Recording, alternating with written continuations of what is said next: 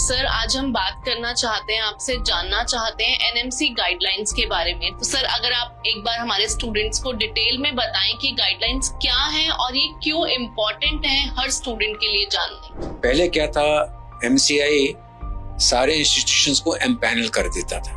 वो empanelment base था जो एम्बेसी के थ्रू उस कंट्री के उनके पास रिकमेंडेशन जाता था। तो इसमें किसी को पता नहीं चल पाता था कि वो क्या गाइडलाइंस फॉलो कर रहे हैं, क्योंकि लोग सोचते थे कि लोग पर्सनल लेवल पे जाकर ये काम कर रहे हैं। सर ये गाइडलाइंस आने के बाद कुछ चैलेंजेस जो देखे गए, जो स्टूडेंट्स और पेरेंट्स के कंसर्न्स आते हैं, वो ये कि इससे पहले एमसीआई की वेबसाइट पे एक लिस्ट होती थी रिकॉग्नाइज्ड फॉरेन मेडिकल कॉलेजेस या यूनिवर्सिटीज की।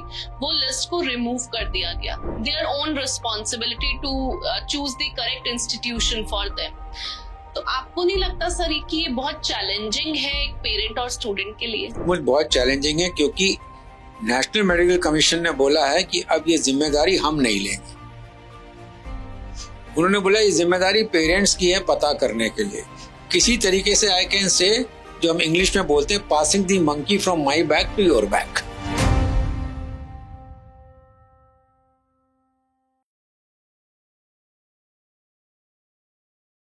आज हमारे साथ स्टूडियो में हैं air marshal doctor Pavan Kapoor, former director general medical services Indian Air Force. Sir welcome to our channel. Thank you प्रिया।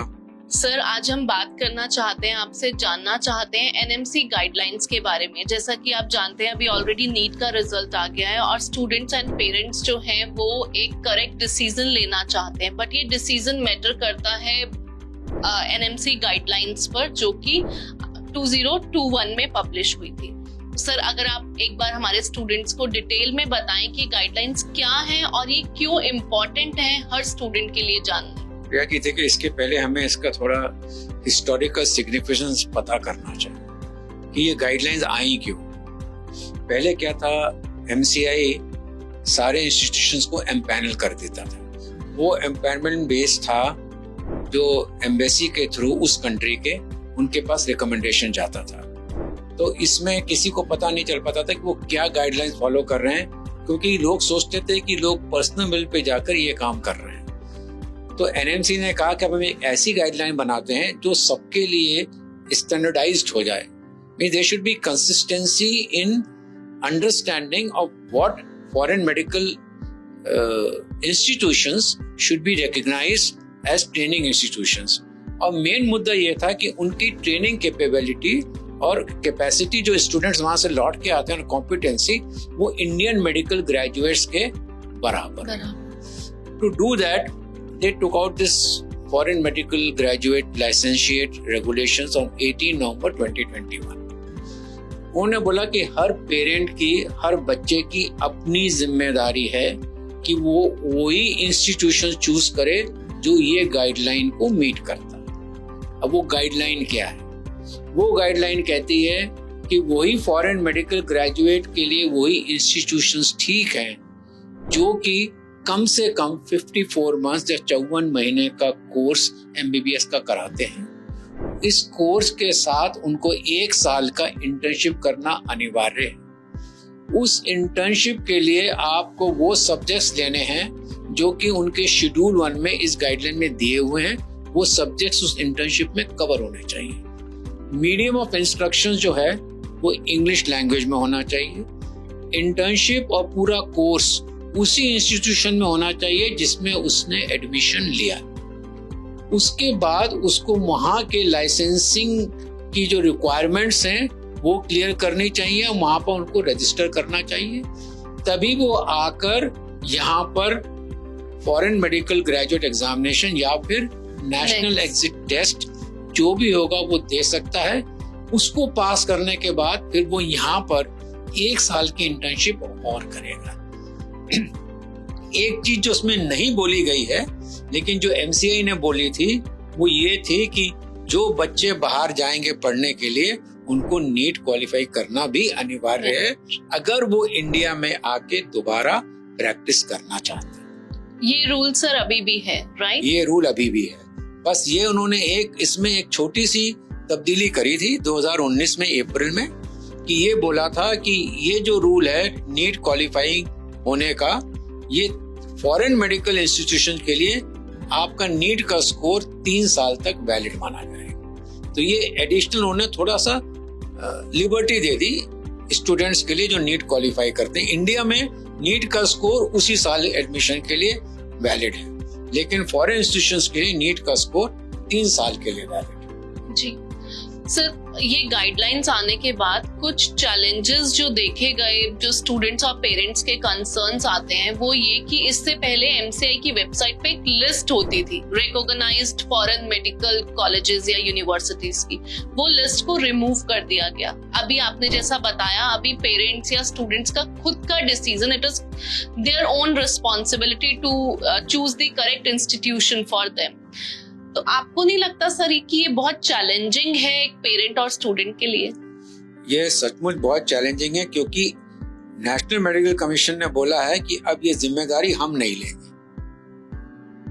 उन्होंने बोला ये जिम्मेदारी पेरेंट्स की है पता करने के लिए। किसी तरीके से आई कैन से, जो हम इंग्लिश में बोलते हैं, passing the monkey from my back to your back. तो अपने पीछे जो बंदर था वो उठा के आपके ऊपर डाल दिया उन्होंने। अब ये पेरेंट्स की जिम्मेदारी है कि आप इसको वेरीफाई करिए फ्रॉम इम्पोर्टेंट सोर्सेज और ये इसके ऊपर अमल करिए। एक चीज और, अभी यहाँ खत्म नहीं हुआ इनका, क्योंकि तमाशा तो 6 साल बाद शुरू होगा जी। 2021 के बाद जब 2027-28 में बच्चे आएंगे जी, उनके लिए तमाशा शुरू होगा। और तमाशा क्या होगा, वो आपसे पूछेंगे कि इनका करिकुलम दिखाइए।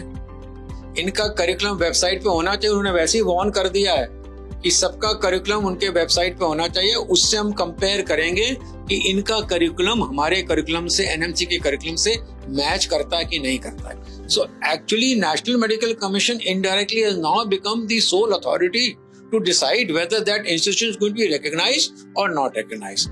Now I feel this is a double edged sword, क्योंकि एक तरफ से तो बच्चा ये देखकर जाता है कि ये सारी चीजें उन्होंने मीट कर ली। जब वो लौट के आएगा तो एनएमसी डिसाइड करेगा कि उसका करिकुलम इससे मैच करता है कि नहीं करता। So somewhere down the line I think National medical Commission should become more considerate.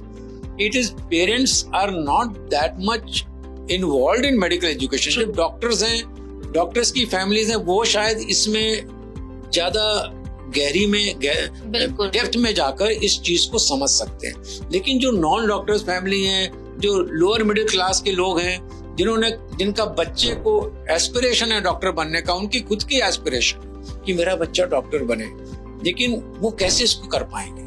तो they will be dependent upon lot of people and lot of agents and they are fly by night agents, जो उनको कुछ भी पट्टी पढ़ा के कहीं भी भेज देंगे। Yes, that was my next question to you, sir. Even कि अभी आज की डेट में हमारे पास कोई मीडियम नहीं है चेक करने का, बस एक एनएमसी के एक रेगुलेशंस है, उस पे हमें टिक करना है। बट वो हम कैसे करें? हमें एक स्टूडेंट को, एक पेरेंट को जो एक लोकल कंसल्टेंसी या लोकल एजेंट बता रहा है, वो उस पे ट्रस्ट करता है। तो ये ऐसे क्या ऑथेंटिक सोर्स ऑफ इंफॉर्मेशन है या ऐसे क्या ऑथेंटिक चैनल्स हैं जो स्टूडेंट और पेरेंट को फॉलो करने चाहिए while making this decision when they are choosing a medical university abroad? इसके लिए तो मैं स्टूडेंट्स को, पेरेंट्स को यही गाइडेंस देता हूँ कि आप जब भी किसी के पास जाओ तो ऐसे एजेंसी को, ऐसे ऑर्गेनाइजेशन को सेलेक्ट करो जिसका लॉन्ग स्टैंडिंग इस फील्ड में एक्सपीरियंस है, क्योंकि वो कभी भी स्टूडेंट्स को मिसगाइड नहीं करेगा, क्योंकि उसकी रेपुटेशन का सवाल है अगर उन्हें स्टूडेंट्स को मिसगाइड किया।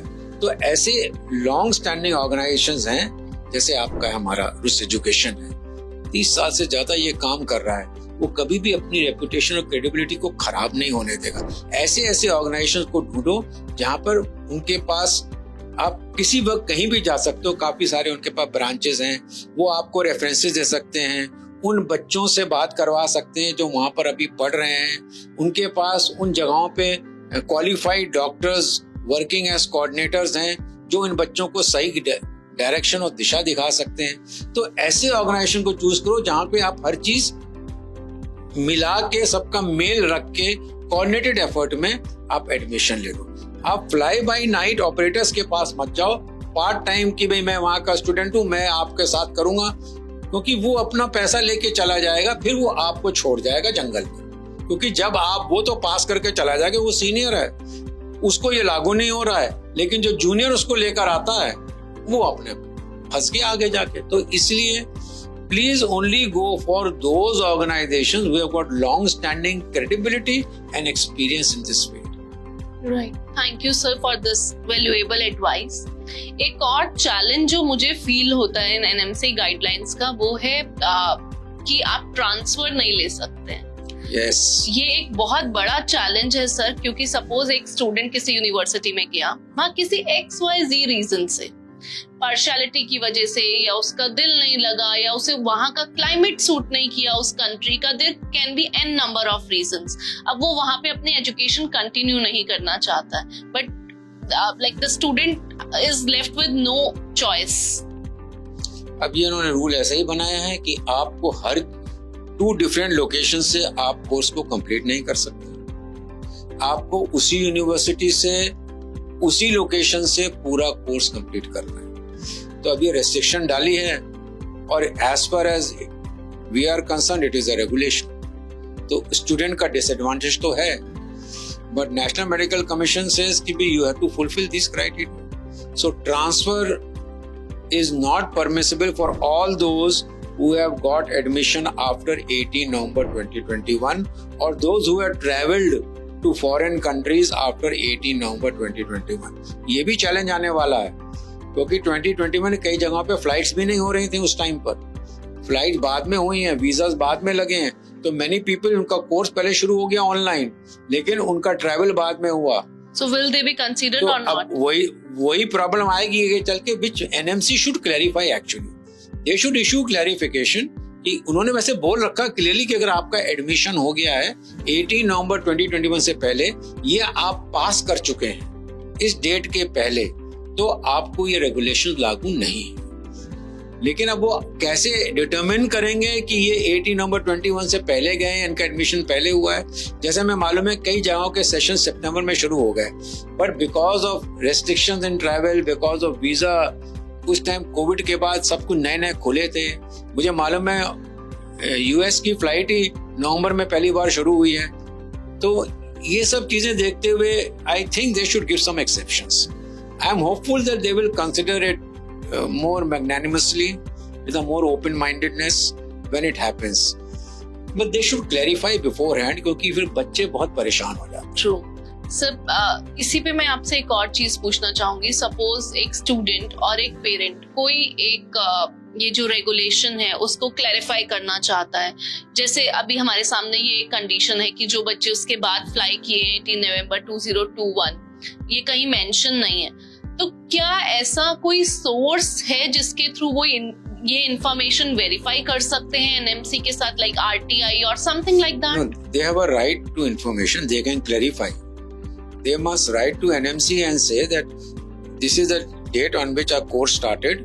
This is the reason why we went late. Now, will this be applicable to us or not? Please clarify. So they should clarify. तो मेरे ख्याल से RTI is one of the very important sources through which they can get clarification. एक और चीज है, उसमें एक रेस्ट्रिक्शन भी डाल दिया कि आपको 10 साल के अंदर अपना नेक्स्ट या FMG क्वालिफाई करना पड़ेगा। अब कोई बच्चा वहां पे फेल हो गया 1-2 बार, तो फिर वो भी अटक सकता है। True. तो उसके चांसेस ऑफ FMG भी कम हो जाएंगे या नेक्स्ट के चांसेस कम हो जाएंगे। नॉट ओनली सर फेल हो गया, देयर आर फ्यू कंट्रीज जिनमें आप अपनी डिग्री लेके, क्योंकि अभी आपको वहां का लाइसेंस भी लेना है उस पर्टिकुलर कंट्री का यहाँ आने से पहले। So there are few countries at present जहां से आप अपनी डिग्री लेके ऑलमोस्ट 8.5 या 9 साल के बाद वापस आ रहे हैं। तो आपके पास यहाँ पे क्वालिफाई करने के लिए FMG या नेक्स्ट सिर्फ 1 या 1.5 साल बचता है। मेरा ये मानना है कि हमारे जैसे कि रूस एजुकेशन है और ऐसे भी 2-3 बड़े ऑर्गेनाइजेशन हैं, सबको मिलके एक एनएमसी को एक नोट या लेटर भेजना चाहिए कि this is being very stiff. या तो हमारे पास कैपेबिलिटी हो, कैपेसिटी हो कि हम सारे डॉक्टर यहीं पे बना लें। 12 लाख बच्चे इस बार नीट में क्वालिफाई किए हैं, 1 लाख सीटें हैं, उनमें से भी कई लोग बच्चे नहीं अफोर्ड कर पाएंगे। तो इन बच्चों का डॉक्टर बनने की उम्मीद पर पानी क्यों फेरा जाए? थोड़े से रूल्स को रिलैक्स करना चाहिए। So I think, Rus Education can inform National Medical Commission that on behalf of the foreign medical graduates, we wish to bring the following points for your kind consideration. The first issue is about date of travel. You got admission in September session, but you traveled in November because of flight or visa issues. Secondly, this 10 years restriction, if person has fallen sick, he gets tuberculosis. No, he can't be readmitted till the time his tuberculosis is not contained. So, उसके बेचारे वैसे ही 1 साल निकल गया उसका. So, under these circumstances, there should be some relaxation given to students and remove this moratorium of 10 years. मेरे बाद भी हुआ है, मैं 5 साल की सर्विस कर चुका आर्म फोर्स में, तब मेरा एक बैचमेट पास आउट हुआ. तो आप सोचो उसने कितने साल लगा दिए पास होने में. उस टाइम के लिए हमारे इंडिया में कोई ऐसा रेस्ट्रिक्शन नहीं था. ये भी रेस्ट्रिक्शन लगा दिया गया. Of course it be common for everybody, लेकिन इसके ऊपर थोड़ा ध्यान से सोचना चाहिए कि there are many reasons why a child could not complete the course in 10 years. Tragedy हो गई, घर में ट्रेजेडी हो गई, उसको सिकनेस हो गया, कोई मुसीबत आ गई, some reasons. Secondly, ट्रांसफर के बारे में भी थोड़ा सोचना चाहिए.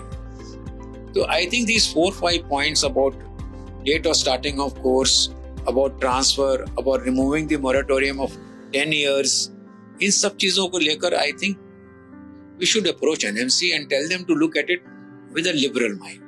True. सर मैं यही बोलना चाहूंगी कि NMC regulations जो ये हैं, I think these have been created keeping in mind that India should get a quality medical workforce. But somehow, somewhere, these guidelines are controlling the number of students who are going to study MBBS abroad. जैसा आपने बोला 12 लाख बच्चे exam दे रहे हैं India में, करीबन हमारे पास 1.25 lakh seats हैं. 12 लाख क्वालिफाई किए, I mean 1.25 लाख सीट्स हैं हमारे पास. तो बाकी बच्चों के पास क्यों हम उन्हें कंट्रोल कर रहे हैं, क्यों हम उन्हें रोक रहे हैं to get that degree from abroad? I think कहीं ना कहीं ये परसेप्शन है, राइट और रॉन्ग, कि the quality of foreign medical graduates is not that good. Now it is in my opinion not a correct perception. आप कहीं भी जाओगे आपको कई बच्चे अच्छे मिलेंगे, कई बच्चे खराब मिलेंगे, कई बच्चे नहीं पढ़ते हैं, कई बच्चे पढ़ते हैं, तो एक रिलेटिविटी होती है. लेकिन इधर ये परसेप्शन बन गया ओवर द इयर्स कि ये लोग फॉरेन मेडिकल ग्रेजुएट एग्जामिनेशन पास नहीं कर पाते हैं तो इतने अच्छे क्वालिटी के नहीं हैं, इनको क्लिनिकल एक्सपीरियंस नहीं है. जबकि मैं जानता हूँ, मैंने देखा है वहां पे जाकर कि उनके पास प्रॉपर हॉस्पिटल्स हैं और प्रॉपर एक्सपोजर मिलता है, उनको क्लिनिकल एक्सपोजर भी मिलता है. हाँ, डिजीज प्रोफाइल कंट्रीज की थोड़ी अलग होती है, तो ठीक है, इंडिया में डिजीज प्रोफाइल थोड़ी अलग है, कुछ कंट्री में डिजीज प्रोफाइल अलग है, उसको थोड़ा सा एडजस्ट होने में टाइम लगता है. But to simply stereotype everybody saying कि ये ठीक नहीं है, I think that perception has to be removed. तो कहीं ना कहीं हमारी मानसिकता में ये कहीं खराबी है कि जो बाहर का है खराब है, जो हमारा है बहुत अच्छा है. सभी जानना चाहते हैं हमारा बहुत अच्छा है, हम बड़ी प्राउडली बोलते हैं हमारे पास 726 मेडिकल कॉलेजेस हैं, लेकिन कई इसमें भी प्रोडक्ट्स ऐसे हैं जो इतने अच्छे नहीं हैं. बिल्कुल. सो लेट अस नॉट जज, वी आर नॉट जजेस, everybody is on the same par, same level. I think national exit test जब आ जाएगा ना, तो इसमें बहुत कुछ खुलासा होगा. इसमें हमें पता चलेगा कि where do various institutions stand vis-a-vis Indian institutions. Right. So let us wait for that day, and Yes. maybe things might improve. We wish and always hope that this next will prove that IMGs and FMGs both are at par. Yes. Thank you so much, sir, for taking the time out and clearing such important and I think very much required information for our audience, because this is the requirement of this particular time. क्योंकि अभी ये time है admissions का और students and parents are like they want to know how to identify the right medical university for them. So any message for our audience at last? Well, I say that don't lose hope. There are opportunities, avail them. थोड़ी बहुत risk है, लेकिन अगर risk नहीं लोगे तो अपने dreams कैसे पूरे करोगे? So understand the risk, do a proper risk assessment. आपके पास अच्छे ऑर्गेनाइजेशंस हैं जो आपको गाइड कर सकते हैं। आपके पास वेबसाइट पे इंफॉर्मेशन अवेलेबल है। आजकल AI भी आ गया जो आपके इंफॉर्मेशन कोलेट करके आपकी क्वेरी को आंसर कर सकता है। तो सारी चीजों को ध्यान से देखकर, थोड़ी बहुत रिस्क है, लेकिन अगर आपको जिंदगी में कुछ भी करना है तो रिस्क तो लेनी पड़ेगी। तो my request and suggestion is, don't get overawed by these regulations, just do your homework correctly and then wherever you find, please go there. Baki things will take care of themselves, I am very sure. Okay, so don't be afraid, don't lose hope, be confident, be competent and be optimistic. Thank you so much, sir, for bringing so much clarity for our audience, and I wish that they are clear with the NMC guidelines as we try to decode the same. And at last, I would like to say to all the students and parents, if you are still confused and you think that you need more clarity, you can approach the team of Roots Education's expert counselors at any moment. You can contact them on the student helpline number, which is 1800-833-3338. But yes, please do not take any decision in hurry. We are always there for you and we wish you the bright career. Thank you.